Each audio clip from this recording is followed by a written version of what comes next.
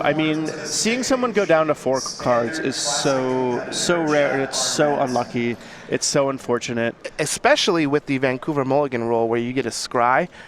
Your 5 has to be absolutely atrocious to pitch it back when you get a scry. I think that I'm more than likely to keep a no-land 5 hand with a scry than to go to 4 and risk it. Yeah, well, I mean, you don't get as far as Ali does without a little bit of luck. So that's true. I'm sure he's going to get a good 4-card hand. I've actually won a fair number of mulligan to 4s in my Magic career.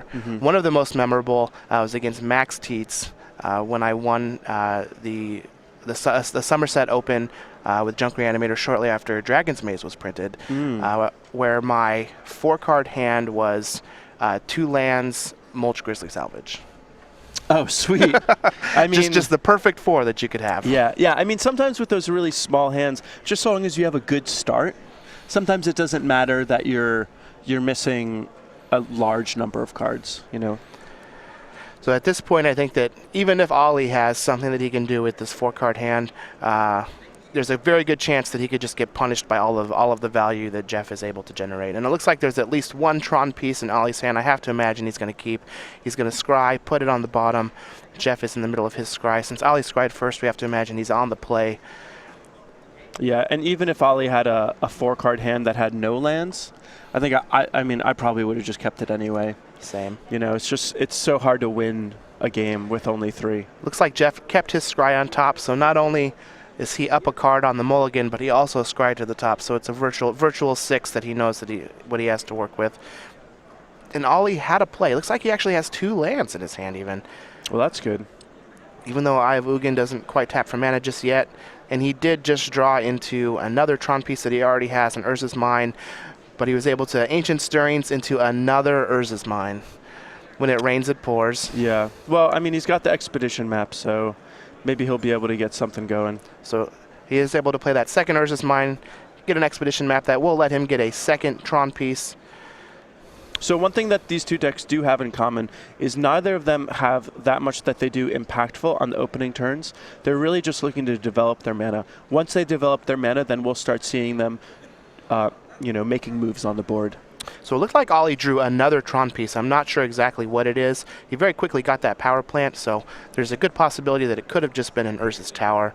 On Jeff's turn, we just saw a Plains into a Wall of Omens, and then he drew the card. Now, I do believe that I see a Birds of Paradise in Jeff's hand, and I think that he had that in his hand on turn 1, but opted to not cast it. That definitely would seem kind of strange if so, and if it is, I kind of wonder why. Yeah, if that was the case, I guess it means that his hand was mostly mana, but even then his life total is not that important. So one thing that's interesting about Ollie's hand right now, though, is if he does have a tower in hand, that means that he's going to have 9 mana on his turn, and I believe I saw an Ugin. So that could be, despite Ollie having the unfortunate circumstances of mulliganing down to 4 cards, he might just have a really powerful play. If Ugin hits the board... He'll mold a 4, turn 4 Ugin? Yeah, I mean, if that seems fair. Yeah. And I mean, Jeff, he's not a Jund deck that can just Maelstrom Pulse it. He's not... There's just not going to be much he can do about it. I actually don't think Jeff has any answers for Ugin. Yeah, I mean, Jeff is not really looking to interact more than he has to. And yeah, he did have that tower. We are going to see a turn 4 Ugin.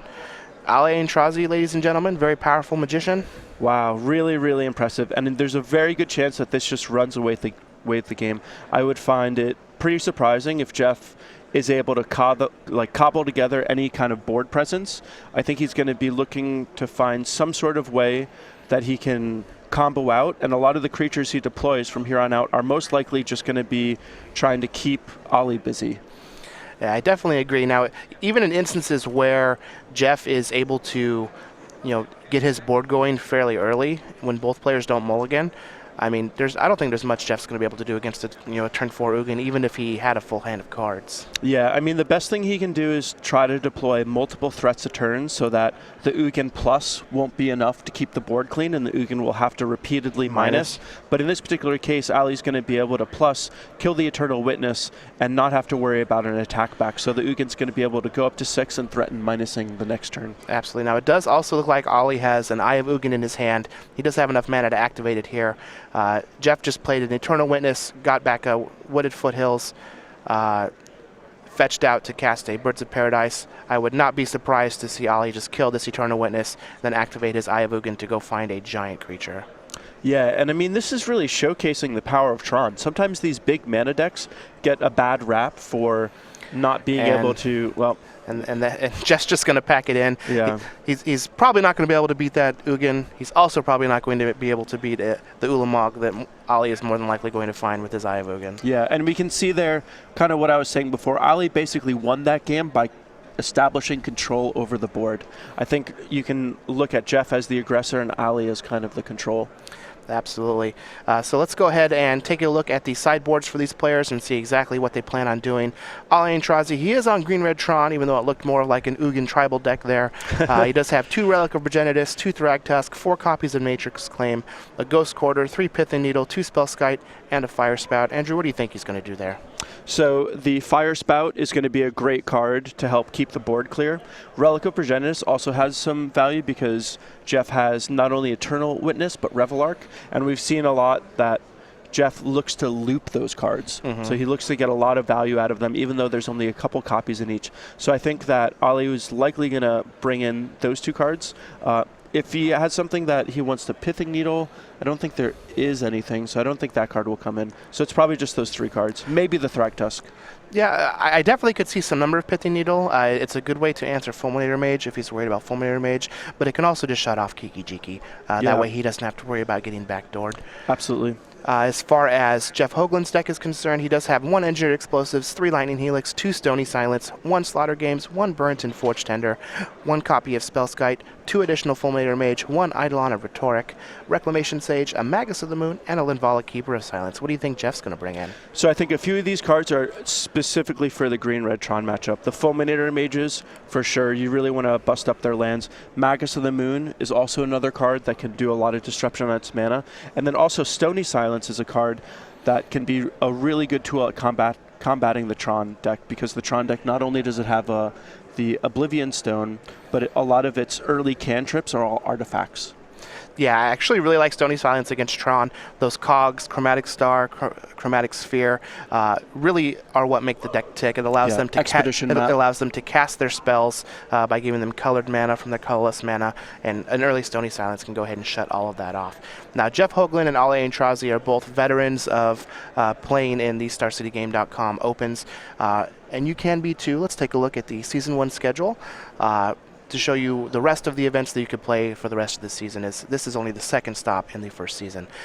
We started off with the Las Vegas Invitational Weekend, where Caleb Shearer won with his Abzan aggro deck in Standard and Affinity and Modern, and Brian Bronduin won the Standard Open that same weekend. Cincinnati was next, where we saw Bobby Fortinelli last weekend was able to take that down with Amulet Bloom.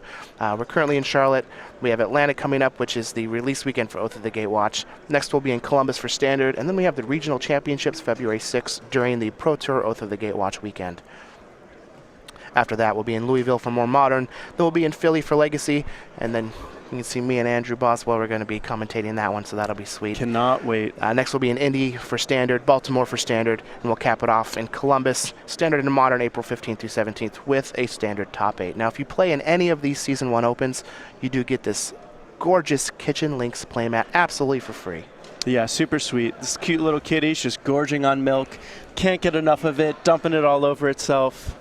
So cute. So the Lynx that's in the back, I've had some time to look at it as we keep posting it up, and it looks like he has a ladle in his mouth that has soap suds on it, which is pretty cute. I like to think of it more as a pipe. I think that's cooler. I'm a little disturbed by the one on the far right that you see there with a knife. It's just a cutthroat Lynx. Yeah, murder cat. Got a murder cat back there. So again, this is absolutely free, limited edition playmat for entry into any of our Season 1 Opens. And as we saw with like Tassiper last year, these are insanely popular, so you make sure you get out to one of our Opens so that you can get them absolutely free. So we're coming back here. Ali Aintrazi is on Green-Red Tron. Jeff Hoogland currently first on our leaderboard on the Kiki Core deck that he's been putting so much work in. They're both 8-2, battling to have some good records going into the rest of this tournament so that they can have a good shot at making the top 8. Jeff is done shuffling. Ali is still shuffling. Either that or he's on another mulligan. Although it doesn't matter. We saw he went to 4 last game and then just played Hoogland on turn 4. Yeah, I mean, a little mulligan's not going to hold Ali back. One thing that I find really interesting about this matchup is I think game 1, it's pretty clear that Jeff is the aggressor and Ali is kind of the more controlling deck. But Jeff brings in a lot of good tools to fight Ali. And so I think you're not going to see a clear distinction between who's the aggressor and who's the defender. I think you're going to see a lot more of, role sort of change depending on how the flow of the game is going. I definitely agree with that. We also have to remember, though, in the large scheme of things, that's all going to be on Ali to try and do some of the big broken stuff that he's trying to do. Absolutely. If Jeff is tripping up and Ali doesn't have anything going on, nothing's really going to happen. But in the reverse scenario, at the very least, Jeff can be chipping away with small creatures. Yeah, for sure. And that's one of the advantages of playing one of these creature-based combo decks is a lot of times, if your combo pieces don't line up, sometimes you just don't actually get to do anything. But if you're playing a creature-based combo deck, even if your combo pieces aren't lining up the way you want them to, you still get to play a bunch of creatures that, can attack, can block, can make trades, and that's one of the big advantages to a deck like Jeff's. Yeah, having that plan B is very important. Green Red Tron technically has a plan B in Wormcoil Engine, but that still costs 6 mana, and if your lands are being attacked, it can be pretty rough. And we have seen before, last weekend, there was actually a game on coverage where Jeff was against Green Red Tron. In fact, it was against Ali Aintrazi. Oh, really? Wow. Where he was able to use Fulminator Mage and Eternal Witness and eventually Kiki-Jiki to just keep him off of ever actually hitting 6 lands. So it is possible. Kiki-Jiki and Fulminator Mage is kind of a good combo. That is a very good combo. Yeah. So it is pretty sweet here that we have a rematch from our top 8 last weekend in Cincinnati. Jeff Hoogland with his Kiki core deck, Ali Aintrazi with his trusty Green Red Trod deck. Ali is mulliganing to 6. Jeff has gone ahead and kept his opening 7. But again, mulligans aren't going to phase Ali. Yeah, for sure. And the fact that this is a rematch kind of highlights one of my favorite things about the Opens is that you get to see a lot of these big name players run into each other time and time again. And a lot of times you'll see one player play against another, lose against him, and then play against him again. And it's interesting to see how he adapts. Does he change a card in his sideboard? Does he change a card in his main deck? Maybe his mulligan decisions change. Maybe his playstyle changes. Maybe just the way he values certain cards change. And so that's one of the exciting things about, seeing these players is you really get to see them evolve as players, and you get to see, kind of those rivalries and those things evolve over time as well. Absolutely. So it looks like Ali's going to take a look at his 6 here. Let's see if it's going to be acceptable.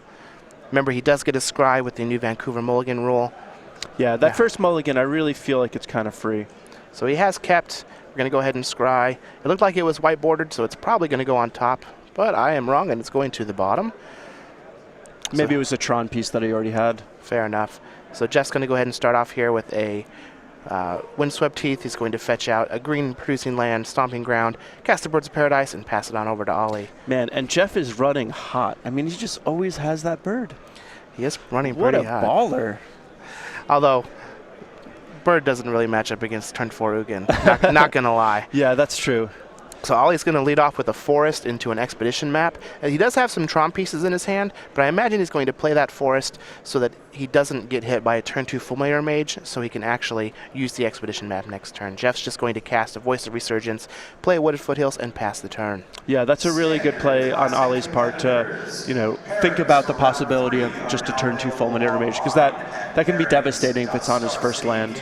Absolutely. So Jeff's just going to go ahead and draw for the turn. He's going to play Windswept Heath, get in for 2 with that Voice of Resurgence, pass the turn back to Ali, who's going to crack the expedition map on his end step and undoubtedly find another Tron piece. And the fact that Jeff's only pressure is a Voice of Resurgence is kind of indicative of the fact that Jeff isn't really bringing this deck to the tournament to fight decks like Green Red Tron. I think Jeff is really looking to be fighting against decks that have counter spells like Splinter Twin, or decks that are trying to kill his creatures like Jund or Abzan.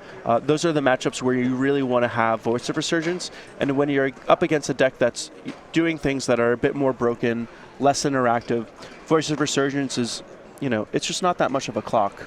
Absolutely. Now, it is important to note that that card is pretty good against Pyroclasm. Yeah, absolutely. That is in Ali's deck. Looks like Ali's got a split sleeve here. He's going to replace it and then draw for his turn.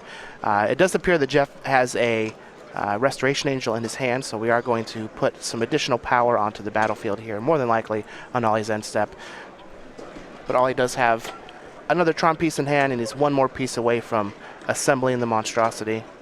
Yeah, it looks like Ali has a lot of land in his hand, and with Jeff's only pressure being a Voice of Resurgence, it looks like Ali's going to have time to execute his game plan. So it's really Jeff's responsibility to get a Fulminator Mage or something like that to disrupt Ali's mana base. Now, it is important to note that since Jeff has this Restoration Angel in his hand that he can play on the end step here, Ali could just be dead to a Gigi-Jiki next turn. Yeah, that would be really, really good for Jeff. And there's really nothing Ali can do about that. He has no instant speed removal.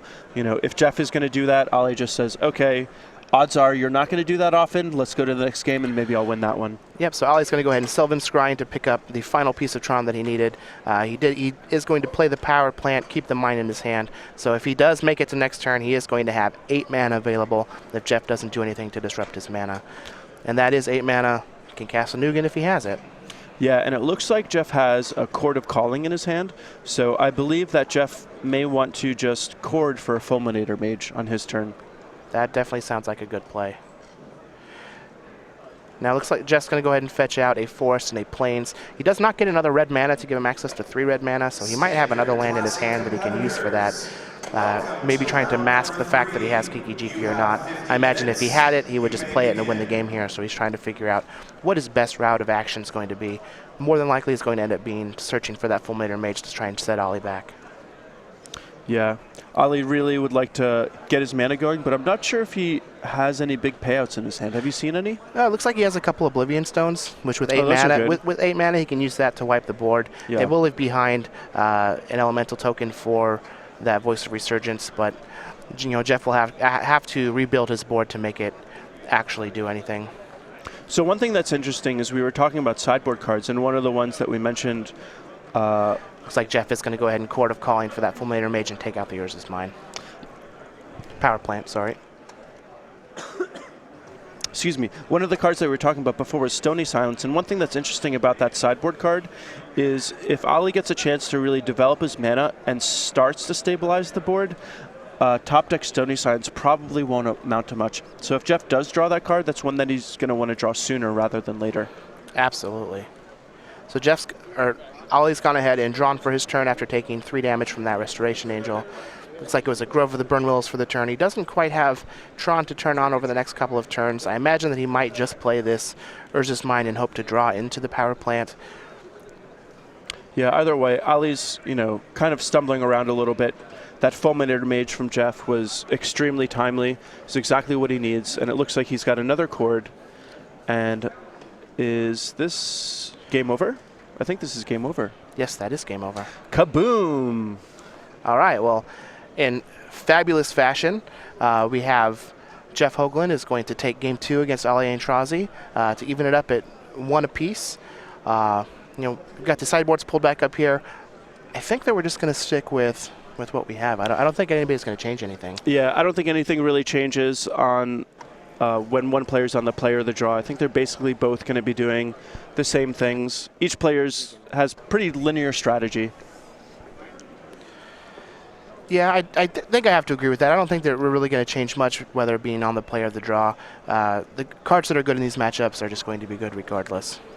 Yeah, for sure. I mean, Fulminator Mage is, you just need to fulminate Ali no matter what. Doesn't matter if you're on the play or the draw. Absolutely. So I do want to point out that Jeff Hoogland does have a Magus of the Moon in his deck. Ooh, is that like one of our creature collection cards? That is like one of our creature collection that you're actually going to be able to get through game night. So currently in January here we have Grizzly Brand, big old bear. Every week in January you can get Grizzly Brand tokens and pins for having game night at your store, which is a fun, friendly event for you and your friends. Yeah, super sweet. I mean, a lot of times, you come to these bigger tournaments and things are a lot more competitive, but Magic is just a fun game. And while these bigger tournaments are fun, it's nice to have something that's a little closer to home, a little more casual. You can kind of bring your brews when you're first trying to sort them out. And game night is a great place to do that. Absolutely. Now in February, we do have Magus of the Moon. So we've got the friendly cow here is going to turn all of your lands into the bloodiest of moons. And every week in February, again, Magus of the Moo tokens and pins with Game Night presented by StarCityGames.com. And then in March, we have Grim Llamamancer, which has been affectionately named Tina. Yeah, I really, really like that one. So again, in March, Grim Llamamancer tokens and pins for game night presented by StarCityGames.com. If you would like to get your local game store set up with game night, please have them get in touch with our in-store program representatives via email, gamenight@StarCityGames.com. Hey, you know what? That Grim Llamamancer, it's a 3/1. It looks like it's haste. It's pretty aggressive for a llama. That's a big Llamamancer. Yeah, really big Llamamancer. So we're coming back here. Ali Aintrazi on Green Red Tron, Jeff Hoogland on Kiki Cord. They're both 8-2. We're shuffling up, getting ready for Game 3. Jeff is currently in first place on our leaderboard, and he has just been working on this Kiki Cord deck for quite some time. Yeah, I mean, we've talked about it a little bit before, but I really, really like seeing Jeff do well with this deck. This deck has been his baby. He's been working on it for a long time. He's known as a brewer, and seeing him do well with one of his brews just really shows how if you have an idea and you work on it really, really hard over a long period of time, it can really go somewhere. I mean, he is at the top of the standings for our player championship, and he's, you know, that's where his goal is he wants to be there this upcoming year. So it looks like both players have finally kept their starting 7. Ollie's going to lead off with a power plant into an expedition map, which is the perfect start. If he has another Tron piece, he can use that expedition map next turn to find the last piece that he has and assemble this on turn 3. And I don't really know if Jeff can beat a Karn on turn 3. Yeah, I mean, if we think about last game, Jeff had his Fulminator Mage kind of just in time. If Ali had gotten one more turn before that Fulminator hit the board, Ali would have had access to something like 8 or 9 mana, I believe. And so the fact that Ali's on the play this game is, you know, can really, really turn the tables. So Jeff is just going to fetch out a Stomping Ground with his Windswept Heath, cast the Birds of Paradise, and pass it back to Ollie. He's going to take a draw. Now, it doesn't look like he has another Tron piece, so he's trying to decide how he wants to sequence his lands, whether it be this Grove of the Burn Willows or maybe some other land that he has in his hand before he uses this expedition map.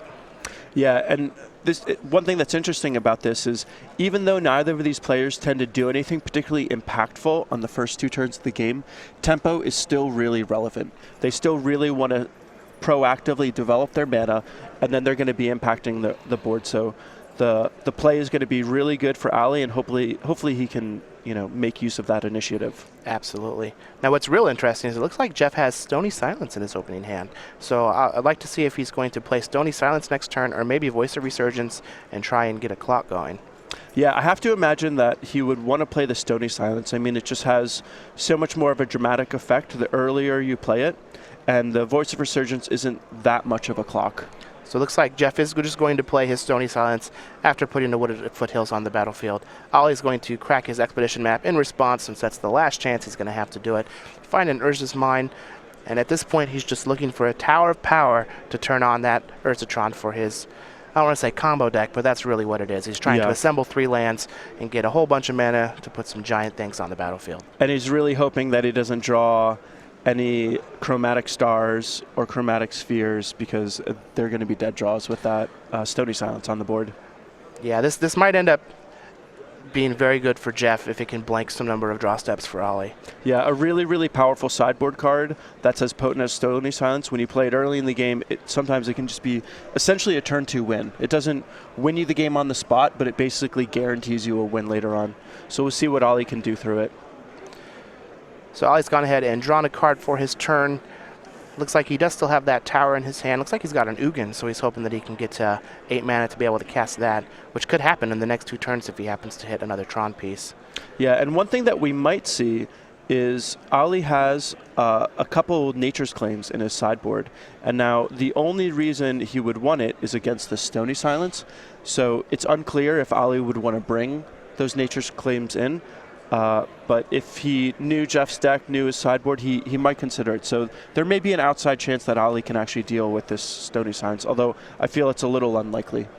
Yeah, I can't imagine that he's going to be that interested in bringing in Nature's Claims. Stony Silence is a card that can hurt him, yes, if he has the right mix of cards, but it also has the potential to just do absolutely nothing if it's too late or if Ali just doesn't have the mix of cards that it's going to impact. Yeah, the other thing too is if Ali can get enough mana, Ugin and Ulamog are both ways that he can potentially deal with the Stony Silence. So it looks like Ollie is going to go ahead and give Jeff Hoogland a life point using that Sylvan Scrying, find his last piece of Tron. And at this point, if Jeff doesn't interact with Ollie's mana, he's going to be facing down Hoogland next turn. Yeah, this is actually really good for Ollie. Ollie may actually power through this Stony Silence despite it being typically such a good sideboard card against these Tron decks. So Ollie's gone ahead and played his Urza's Mine and passed the turn. Now he does still have that Urza's Tower in his hand, but alongside that, Hoogland, it looked like there was a Wormcoil Engine, looked like it was an Ulamog. He just has an embarrassment of riches, just needs the mana to get there. Yeah, and we can really see how important it was that Ollie was on the play. If Ollie had been on the draw, Ollie would have spent his first mana playing the Expedition map, and then Jeff would have had time to play the Stony Signs before Ollie could activate his Expedition map, effectively making it so that Ollie may not have been able to find all of his Tron pieces. Yep, and it all comes back to Ollie just stealing that game on the mulligan to 4 by getting that Hoogland onto the battlefield on turn 4, which it looks like he might do the same thing here with a turn 4 Hoogland. I mean, it worked before. It might work again. So Jeff's going to draw for his turn. It's just going to be another land. I don't think that he had a way in hand to interact with Ollie's land, so this could just be a bad time for Jeff. Looks like he has a Burnt and Forge Tender. He probably brought that in to try and combat Pyroclasm. Yeah. But it looks like Ollie is just going to draw a card for his turn. Urza's Tower, Hoogland, going to -2 and clean up a lot of Jeff's board. And this is a really, really big deal. Not only does it make it so that Stony Silence is gone and Ollie has essentially wiped Jeff's pressure, but it's really hard for Jeff to build a board when that Hoogland is in play. And we can see Jeff, trying to make some use of his creatures while he can on their way out. Yeah, so he's going to path his own Birds of Paradise, try and get him a little bit more mana so he can eventually try and utilize the Court of Calling that's in his hand. But once again, he doesn't really have very many, if any, answers to that Hoogland, and it's just going to take over the board. Yeah, I mean, Hoogland's a great card. I mean, we've seen it a ton in Standard, and we've seen these Tron decks starting to adopt it in Modern now.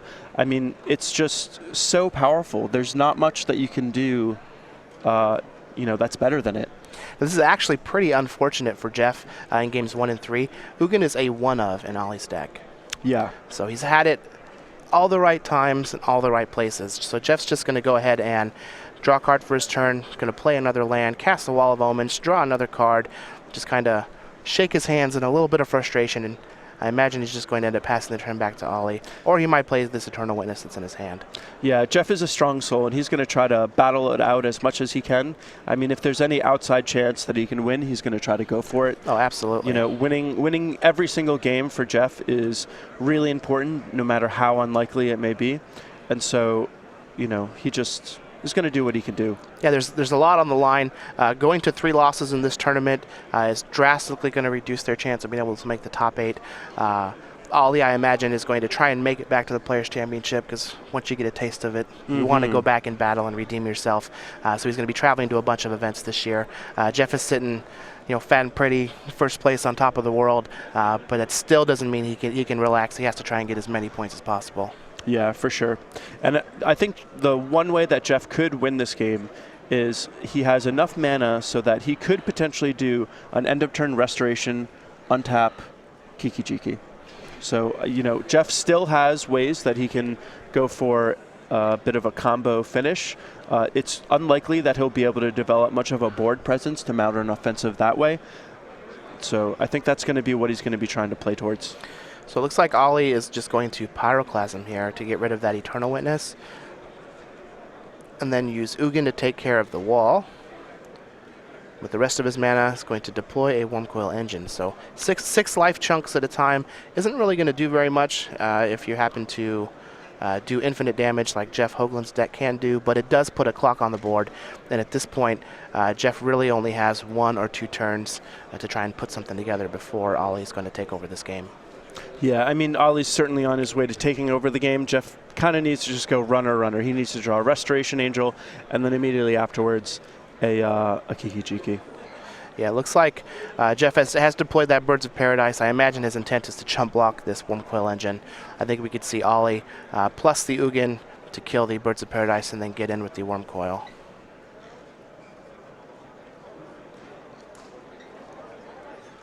Yeah, the line of play that you suggested would be a bit of a faster clock. But Ooh, but it looks like Jeff is just going to take the damage. yeah, I thought that Birds of Paradise was specifically there as a chump block, but maybe he's looking to set up a Court of Calling. Yeah, where he wants to. I have to imagine that if he doesn't chump block, then Ollie is going to shoot the birds anyways, which is what he did. Now we do have an Oblivion Stone from Ollie, and he's just going to. Yeah, the Oblivion Stone is essentially the nail in the coffin, because even if Jeff is able to end of turn cast Restoration Angel, untap, and draw Kiki Jiki, that Oblivion Stone is going to be able to break that up at instant speed. Yeah, he also would have been able to put a fate counter on his Ugin, keep it around. So we all have seen what Ugin's fate was before, and in this instance, it was to win games 1 and 3 for Ollie Aintrazi, who's going to take the match from Jeff Hoogland. He's going to go on to 9-2 with Green Red Tron. Jeff Hoogland's going to move on to 8-3 with his Kiki Court deck. And I don't think that that's the last we're going